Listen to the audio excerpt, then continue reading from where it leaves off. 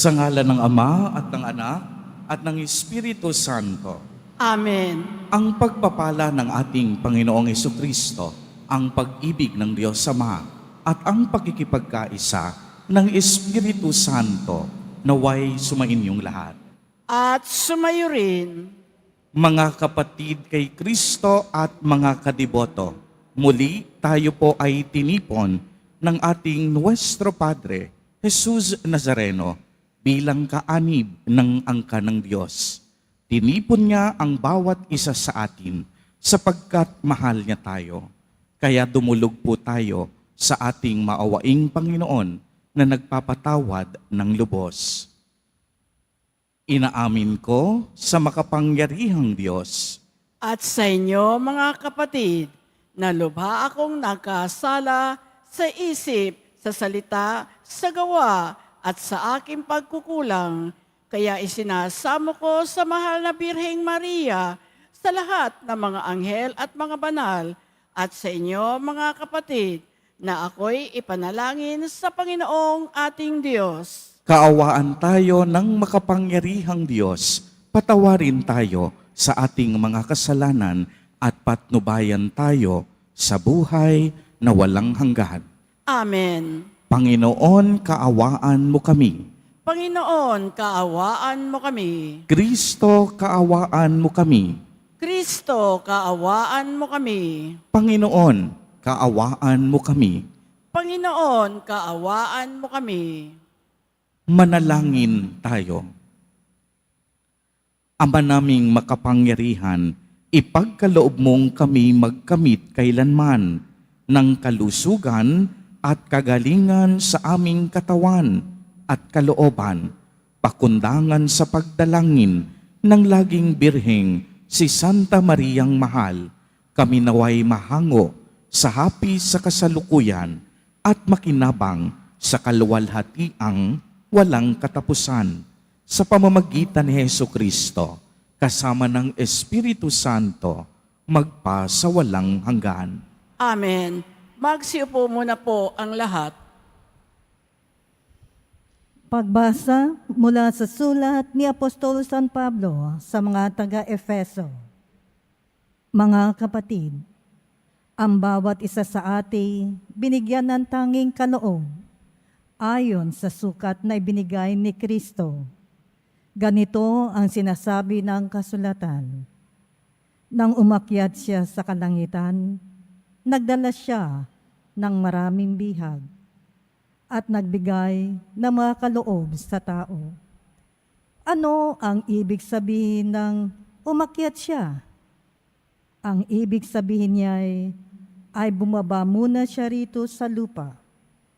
Ang bumaba ay siya rin namang umakyat sa kaitaasan, sa kabila ng mga langit, upang malaganapan ang kanyang kapangyarihan, ang kalahat-lahatan. At ang iba'y ginawang apostol, ang iba'y propeta, ang iba'y ebanghelista, at ang iba'y pastor at guro. Ginawa niya ito upang ihanda sa paglilingkod ang lahat ng hinirang sa ikauunlad ng kanyang simbahan. Sa gayon, tayong lahat ay magkakaisa sa pananampalataya at pagkakilala sa anak ng Diyos at magiging ganap ang ating pagkatao ayon sa pagiging ganap ni Kristo. Hindi tayo matutulad sa mga batang nadadala ng bawat aral. Parang sasakyang dagat na sinisiklot-siklot ng mga alon at tinatangay ng hangin. Hindi na tayo malilinglang ng mga taong ang hangad ay ubilid tayo sa kamalian. Manapay sa pamamagitan ng pagsasalita ng katotohanan sa diwa ng pag-ibig. Magiging ganap tayo kay Kristo na siyang ulo. Sa pamamagitan niya ay nabubuo ang katawan mula sa mga bahaging pinag-ugnay-ugnay ng kasukasuan.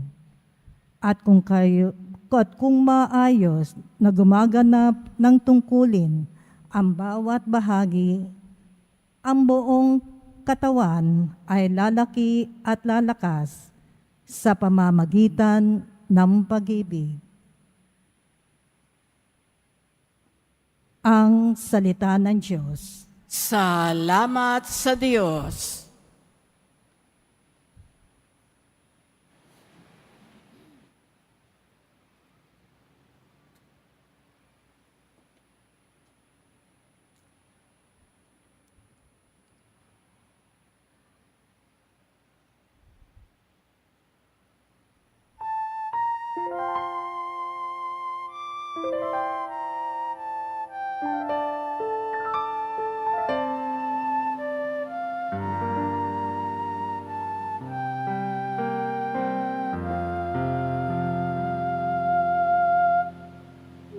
Masaya tayong papasok sa tahanan ng buong Diyos. Masaya tayong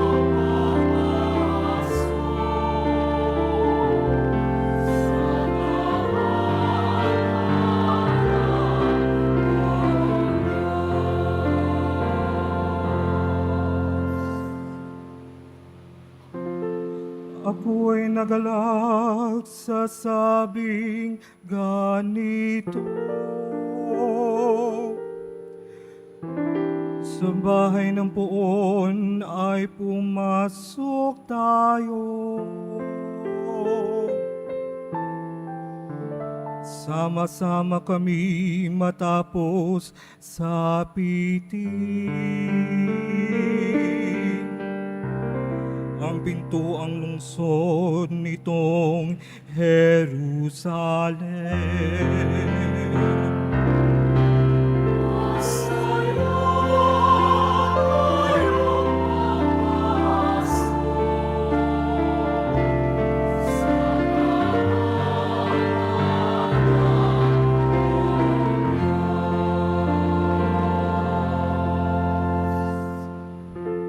Iyong Jerusalem, kay ganda ng anyo. Magandang ayos nang muling matayo. Dito umaahon ang lahat ng angkan. Lipi ni Israel upang magsambahan.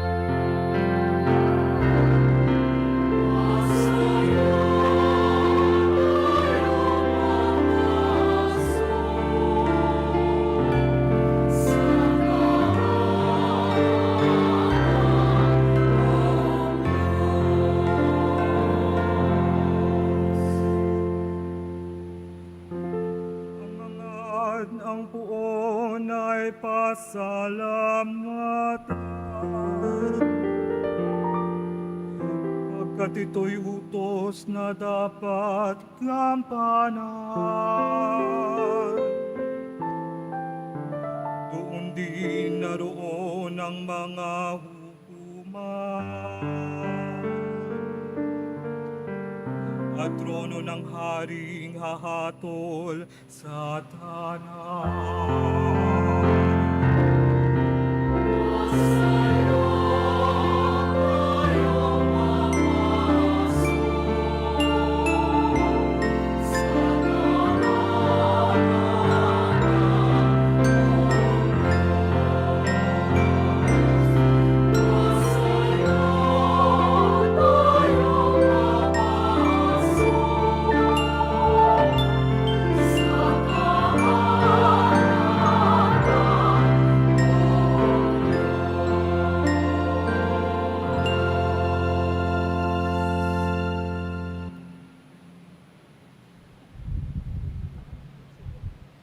Magsidayo na po ang lahat.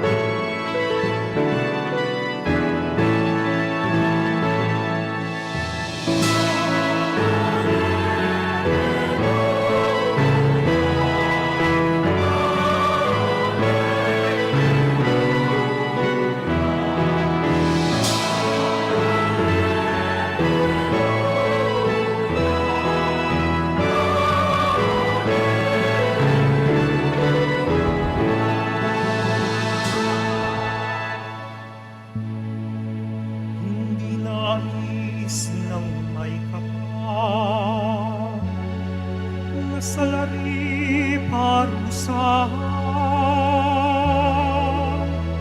kundi siya'y magtagong buhay.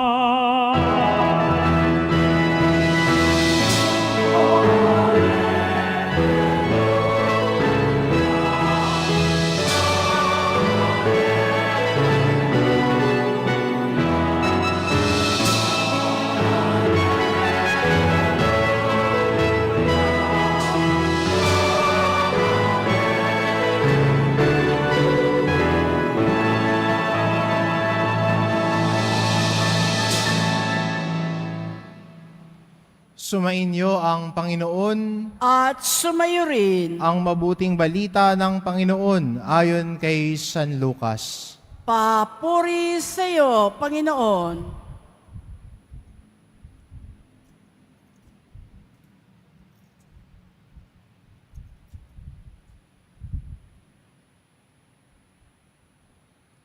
Dumating noon ang ilang mga tao at ibinalita kay Jesus na ipinapatay ni Pilato ang ilang Galileo, samantalang ang mga ito'y naghahandog sa Diyos. Sinabi niya sa kanila, akala ba ninyo higit na makasalanan ang mga Galileyong ito kaysa ibang mga taga-Galilea dahil sa gayon ang sinapit nila? Hindi. Ngunit sinasabi ko sa inyo, kapag hindi ninyo pinagsisihan at tinalikdan ang inyong mga kasalanan, mapapahamak din kayong lahat. At ang 18 namatay nang mabaksakan ng tore ng Siloe, sakala ba ninyo'y higit silang makasalanan kaysa ibang naninirahan sa Jerusalem? Hindi. Ngunit sinasabi ko sa inyo, kapag hindi ninyo pinagsisihan at tinalikdan ang inyong mga kasalanan, mapapahamak din kayong lahat. Sinabi sa kanila ni Jesus ang talinhagang ito, may isang tao na may puno ng igos sa kanyang ubasan. Minsan, tinignan niya kung may bunga ito, ngunit wala siyang nakita, kaya't sinabi niya sa tagapag-alaga ng ubasan, 3 taon na akong pumaparito at naghahanap ng bunga sa punong ito. Ngunit wala akong makita. Putulin mo na. Nakakasikip lang yun. Ngunit sumagot ang tagapag-alaga, huwag mo muna nating putulin sa taong ito. Huhukayan ko ang palibot at lalagyan ng pataba. Kung mamunga ito sa darating na taon, mabuti. Ngunit kung hindi, putulin na natin. Ang mabuting balita ng Panginoon. Pinupuri ka namin, Panginoong Heso Kristo. Magsipo muna po ang lahat.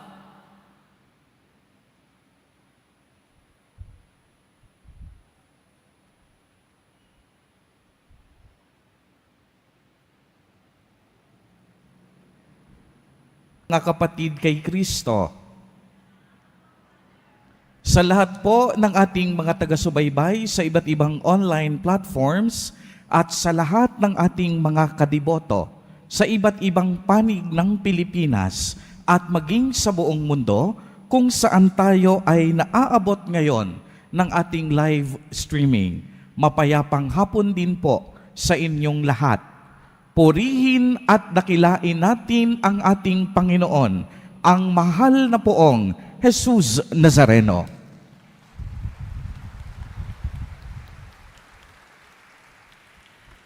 Mga kapatid kay Kristo at mga kadiboto, malugod po namin kayong tinatanggap sa Basilica Minor at Pambansang Dambana ni Jesus Nazareno.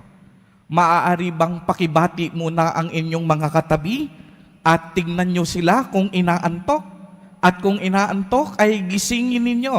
Ayan sabihin ninyo, humili part na konting saglit na lang, masasaksihan na natin ang mga buhay na santo na nandito at kapiling natin sa ating harapan. Mga kapatid kay Kristo, dala marahil ng ating kahinaan at karupukan bilang mga tao, ay hindi natin maiwasan ang gumawa ng mga pagkakamali at kasalanan. Marami pong pagkakataon sa ating buhay na palagi tayong nadarapa at kung minsan pa nga, nalulugmok tayo sa matinding pagkakasala. Madalas din, nahihirapan tayong makaahon sa putik ng kasalanan na ating kinasasadlakan. Ang nakalulungkot pa po, ito yung nangyayari sa iba nating mga kapatid, minsan nagiging manhid na tayo sa kasalanan. Para bang nawala na at naubos na ang ating konsensya.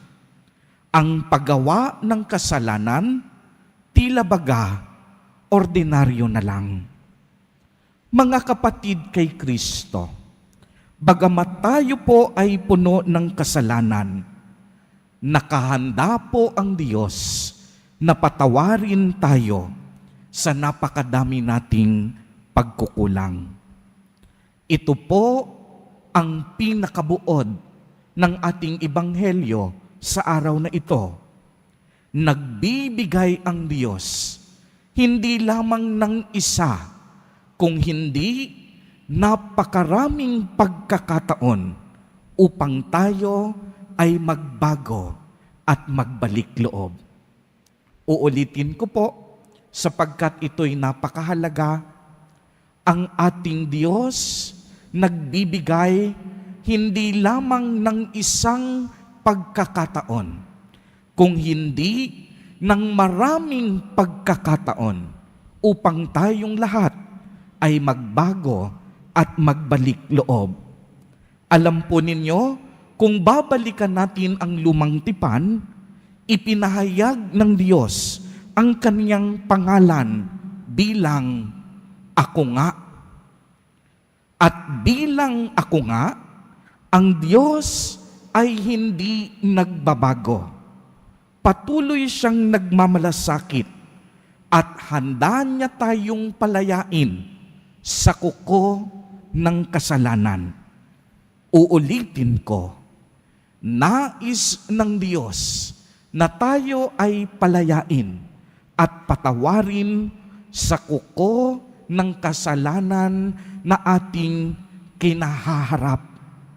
Gayunpaman, kailangan po nating makipagtulungan sa Kanyang grasya sa pamamagitan, unang-una, pagsisisi sa ating mga kasalanan at ikalawa, pagbabalik loob sa Diyos. Subalit ang tanong, Father, paano po tayo makakapagsisi? Gayong sa mundong ito, binabagabag po tayo ng napakaraming pangyayari at trahedya. Parang ang hirap pong magbalik loob. Halos buwan-buwan, may mga balita tungkol sa disgrasya sa daan, territorial attacks, pagpatay, suicide, sunog, lindol. Nitong mga nagdaang araw, malakas na bagyo at pag-ulan, baha, digmaan sa iba't ibang bansa. Maaaring maitatanong natin sa ating mga sarili, nangyayari ba ang lahat ng ito dahil tayo ay makasalanan? Kasama pa ba natin ang Diyos sa ating paglalakbay? Nalalaman ba ng Diyos ang bawat nating pagluha at paghihirap? Kung babalikan po natin ang ating ebanghelyo, Gumamit si Jesus Nazareno ng isang talinhaga kung saan nais ng may-ari ng ubasan na putulin ang puno ng igos na hindi namumunga. Nakiusap ang tagapag-alaga na wag munang putulin ito at bigyan ng sapat na panahon ang puno ng igos upang mamunga. At kung walang bunga talaga, ay saka ito puputulin. Alam po ninyo, si Jesus Nazareno ang tinutukoy na tagapag-alaga sa talinhaga. Ang Diyos Ama ang may-ari ng puno ng igos at tayong lahat ang tinutukoy sa puno. Si Jesus Nazareno ang dakilang tagapamagitan natin sa Ama. Si Jesus Nazareno ang nag-iisang mukha ng awa ng Diyos. Kaya nga di ba po ginagamit natin sa banal na misa, sa pamamagitan niya, kasama niya, at sa Kanya. Sa pamamagitan ni Jesus Nazareno na ating tagapamagitan, binibigyan tayo ng pagkakataon upang magbago at magbalik loob. At sa pamamagitan ng banal na Espiritu, tayo po ay Kanyang pinapapabanal. Sa araw na ito, pagkatapos po ng ating banal na misa, magaganap ang ating taunang Parade of Saints, na sa ngayon tayo ay may temang Holy Wind. Bilang isang simbahan at sambayan ng tinipon ng Diyos, hangarin po ng bawat isa sa atin na maging banal at maging mabuti. Kaya nga, hindi katakutan ang hanap natin, kung hindi kabanalan. Katulad na lawang ng mga paglalarawan natin sa mga piling santo at santa na ating masasaksihan mamaya at kapupulutan natin ng aral at inspirasyon. Sabi nga ni Saint Augustine ng Hippo, there is no saint without a past and no sinner without a future. Ibig sabihin po nito, kayang-kayang patawarin ng Diyos ang lahat ng ating mga kasalanan kahit gaano pa ito kabigat, basta handa tayo na magbalik loob. Bawat tao may karapatang magbago. Bawat tao may karapatan na maging santo. Huwag po sana tayong mapako sa madilim nating nakaraan. Palaging naririyan ang mahal na Poong Jesus Nazareno upang tayo ay unawain at patawarin, upang tayo ay mahalin. Ang pagpapasensya ng tao laging kulang at kapos. Subalit, ang pangunawa ng Diyos kailanman hindi maaaring maubos. Minamahal kong mga kapatid kay Kristo, lagi po nating tatandaan, ang Diyos laging handa na patawarin tayo sa ating kasalanan at linising muli ang ating mga puso kung tayo ay magsisisi at magbabalik loob. Ang ating Diyos, si Jesus Nazareno, punong-puno ng awa at habag. Halina at buong puso tayong lumapit sa Kanya. Talikdan na natin ang masasamang gawain at magsimula tayo ng isang bagong buhay sa pamamagitan niya, kasama niya, at sa Kanya. Nais ng Diyos na makasamang muli tayo sa Kanyang presensya. Hinihintay niya ang ating pagbabalik loob at nakatitiyak tayo na babaguhin niya ang ating mga puso. Amen. Purihin at dakilain natin ang ating Panginoon, ang mahal na poong Jesus Nazareno. Magsitayo na po ang lahat.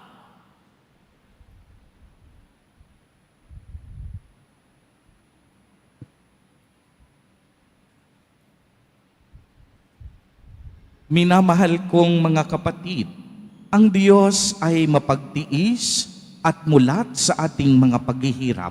Manalangin tayo sa Kanya upang tulungan niya tayo sa daan ng pagbabago at pagbabalik loob. Sa bawat panalangin, ang atin pong itutugon, maging karapat-dapat nawa kami sa iyong mga biyaya, Panginoon. Maging karapat-dapat nawa kami sa iyong mga biyaya, Panginoon. Ang mga pinuno ng simbahan, naway humikayat sa atin sa mas maalab na debosyon kay Kristo. Manalangin tayo. Maging karapat-dapat nawa kami sa iyong mga biyaya, Panginoon. Ang ating mga komunidad, naway makamit ang bunga ng sama-samang pananalangin at pagbabalik loob at harapin ang luklukan ng paghahatol ng Diyos na may katapatan ng puso at kababaan ng kalooban. Manalangin tayo.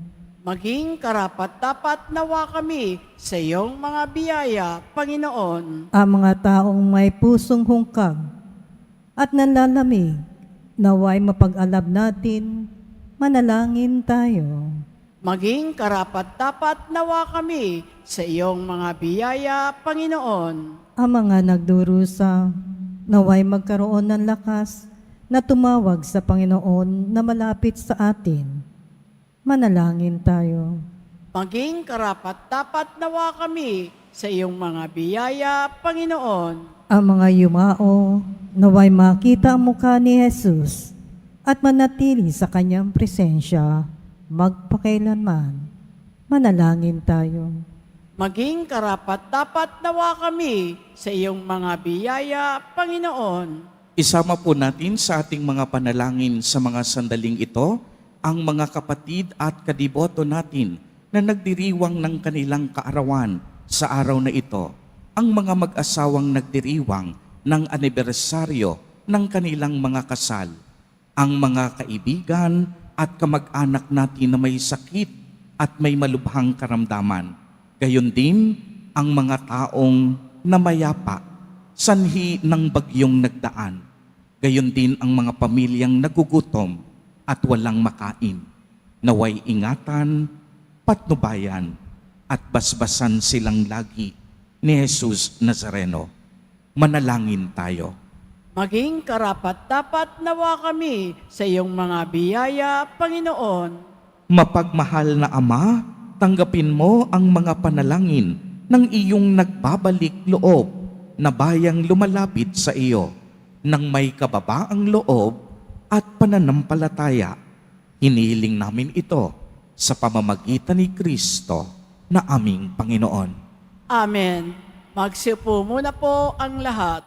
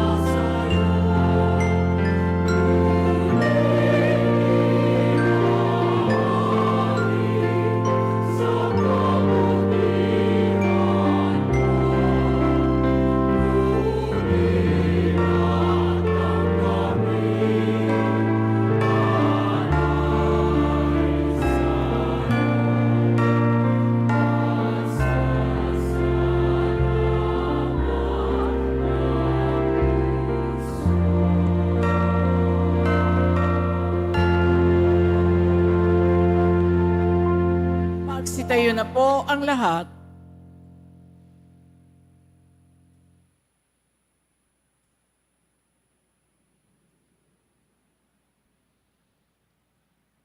Manalangin kayo mga kapatid upang ang paghahain natin ay kalugdan ng Diyos amang makapangyarihan. Tanggapin nawa ng Panginoon itong paghahain sa iyong mga kamay sa kapurihan niya at karangalan sa ating kapakinabangan at sa buong sambayanan niyang banal. Ama naming lumikha, ang iyong nagkatawang taong anak ay tumulong nawa sa aming ginagawa upang siya na iniluwal ni Maria nang hindi bumawas kung hindi lalo pang nagpaganap sa pagkabirhen ay mapagindapat na kalugdan mo ang aming paghahain sa ikapagpapatawad ng mga kasalanan sapagkat siya ang Panginoong kasama mo at ng Espiritu Santo magpasawalang hanggan. Amen. Sumainyo ang Panginoon. At sumaiyo rin. Itaas sa Diyos ang inyong puso at diwa. Itinaas na namin sa Panginoon. Pasalamatan natin ang Panginoong ating Diyos. Marapat na siya ay pasalamatan. Ama naming makapangyarihan, tunay ngang marapat na ikaw ay aming pasalamatan. Ngayong pinararangalan ang mahal na Birheng Maria, bukod mong pinagpala sa babaeng lahat, ang mahal na Birheng totoong mapalad na iyong piniling maging ina ng iyong anak noong isugo mo siya bilang aming Mesiyas. Sa kapangyarihan ng Espiritong Banal, ang Birheng Maria ay naging inang tunay ng iyong anak na kaniyang isinilang bilang liwanag nitong sanlibutan. Kaya kaisa ng mga anghel na nagsisiawit ng papuri sa iyo, nang walang humpay sa kalangitan, kami nagbubunyi sa iyong kadakilaan.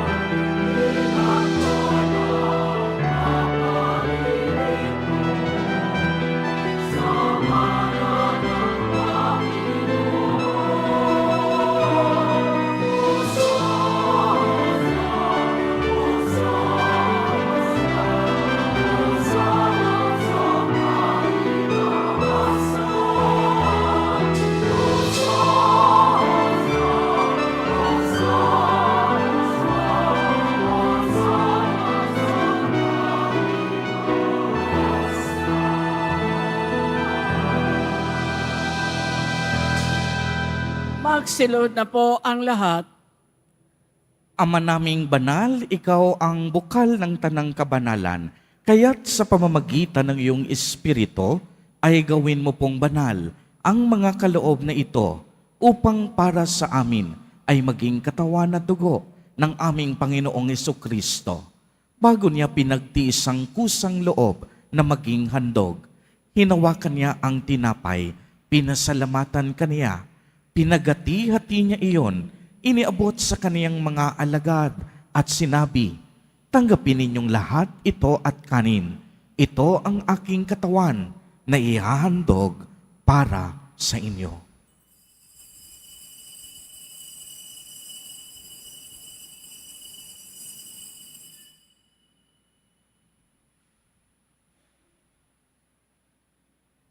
Gayon din naman noong matapos ang hapunan, hinawakan niya ang kalis, muli kanyang pinasalamatan, Iniabot niya ang kalis sa kaniyang mga alagad at sinabi, "Tanggapin ninyong lahat ito at inumin. Ito ang kalis ng aking dugo, ng bago at walang hanggang tipan, ang aking dugo na ibubuhos para sa inyo at para sa lahat sa ikapagpapatawad ng mga kasalanan. Gawin ninyo ito sa pag-alaala sa akin."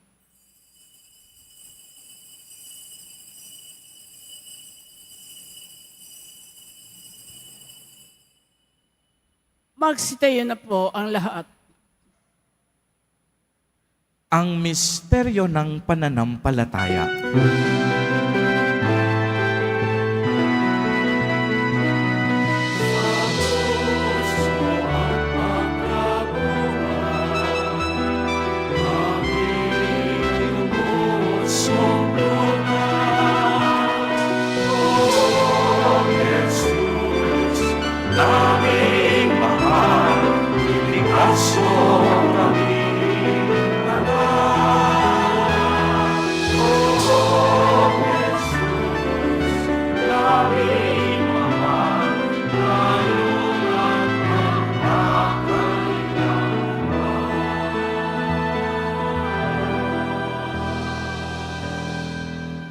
Ama, ginagawa po namin ngayon ang pag-alaala sa pagkamatay at muling pagkabuhay ng iyong anak. Kaya't iniaalay namin sa iyo ang tinapay na nagbibigay buhay at ang kalis na nagkakaloob ng kaligtasan. Kami po'y nagpapasalamat dahil kami iyong minarapat na tumayo sa harap mo para maglingkod sa iyo. Isinasamo namin na kaming magsasalo-salo sa katawan at dugo ni Kristo ay mabuklod sa pagkakaisa sa pamamagitan ng Espiritu Santo. Ama, lingapin mo ang iyong simbahang laganap sa buong daigdig. Puspusin mo kami sa pag-ibig kay San Francisco na aming Papa, ni Jose na aming Obispo at ng Tanang Kaparian.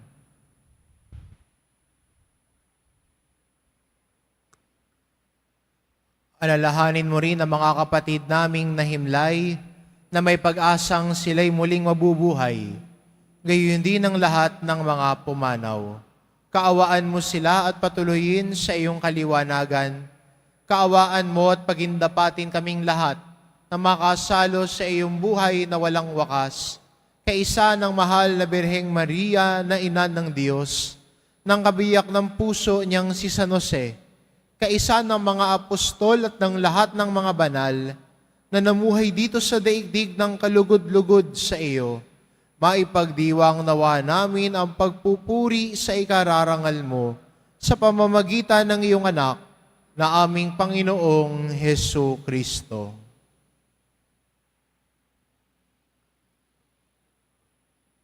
Sa pamamagitan ni Kristo, kasama niya at sa Kanya, ang lahat ng parangal at papuri ay sa iyo, Diyos amang makapangyarihan, kasama ng Espiritu Santo, magpa sa walang hanggan.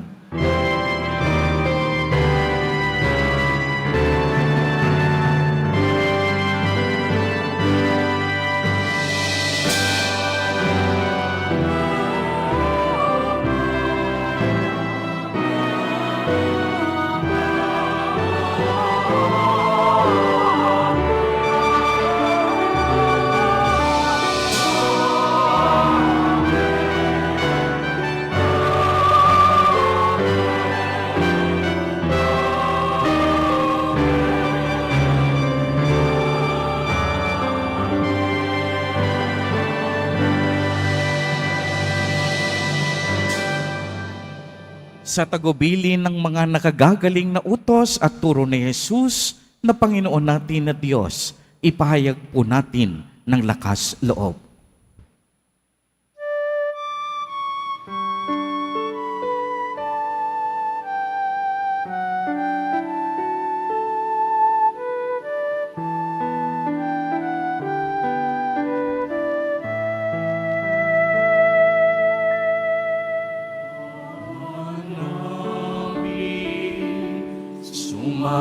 Sumasalangit ka,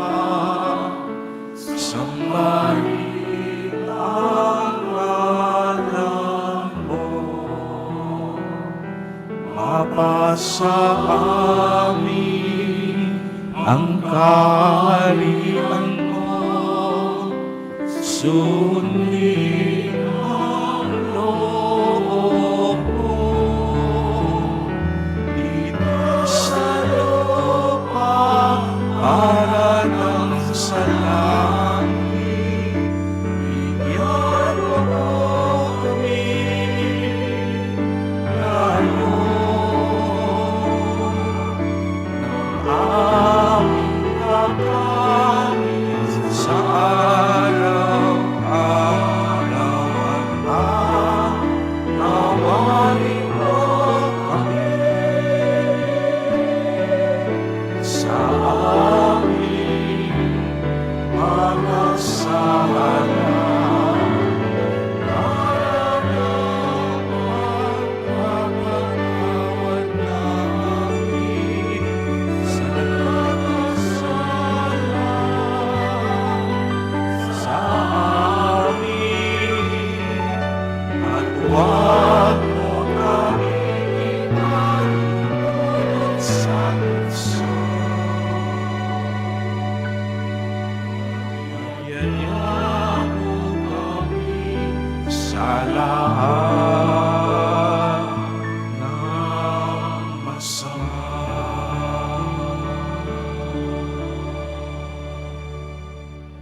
Hinihiling po namin na kami iadya sa lahat ng masama, pagkalooban ng kapayapaan araw-araw, iligtas sa kasalanan at ilayo sa lahat ng kapahamakan, samantalang aming pinananabikan ang dakilang araw ng pagpapahayag ng tagapagligtas naming si Hesu Kristo. Sapagkat iyo ang kaharian at ang kapangyarihan at ang kapurihan magpakailanman. Amen. Panginoong Kristo, sinabi mo sa iyong mga apostol, kapayapaan ang iniiwan ko sa inyo, ang aking kapayapaan ang ibinibigay ko sa inyo. Tunghayan mo ang aming pananampalataya at huwag ang aming pagkakasala. Pagkalooban mo po kami ng kapayapaan at pagkakaisa ayon sa iyong kalooban, kasama ng Espiritu Santo, magpasawalang hanggan. Amen. Ang kapayapaan ng Panginoon ay laging sumainyo. At sumayo rin. Magbigayan po tayo ng kapayapaan sa isa't isa.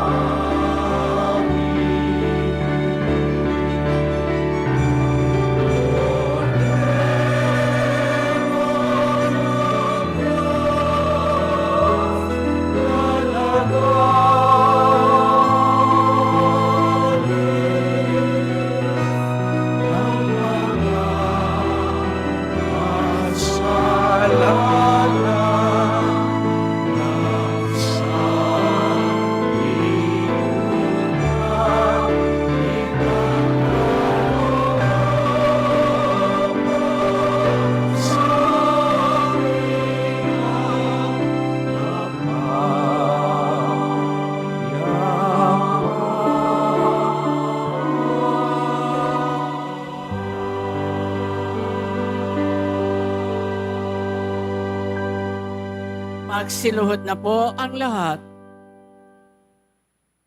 Ito ang kordero ng Diyos. Ito ang nag-aalis ng mga kasalanan ng sanlibutan. Mapalad ang inaanyayahan sa kaniyang piging. Panginoon, hindi ako karapat-dapat na magpatuloy sa iyo, ngunit sa isang salita mo lamang ay gagaling na ako.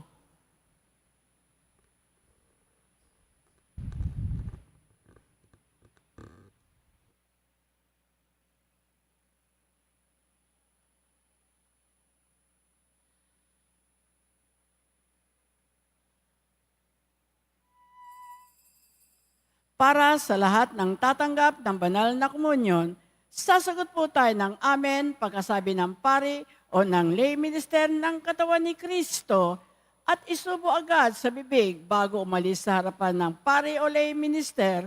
Sumunod po tayo.